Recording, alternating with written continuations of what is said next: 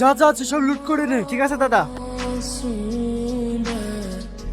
না না, আপনারা এসব নেবেন না, আমি এ বাক্স দেবো না। ওই সব কাজ হলো? হ্যাঁ দাদা।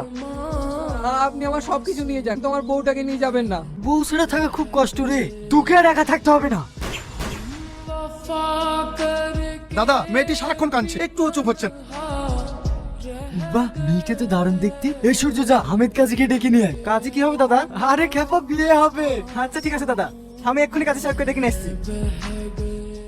আমার দিকে একবার তাকাও। আপনি কিন্তু কাজটা অন্যায় করলে। জোর করে আপনি আমার শরীর পেতে পারেন, কিন্তু আমার মনটা কখনোই পাবেন না।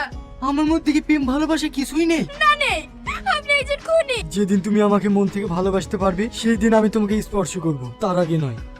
সালু, এসব খারাপ কাজ আমরা আর করবো না রে, দরকার হলে মুনিশ খেটে খাবো। দাদা সত্যি আপনি ভাবিকে পেয়ে একেবারে পাল্টে গেলেন। এই শাহিন, এই সবজিগুলো তোর ভাবিকে দিয়ে আয়গা। ভাবি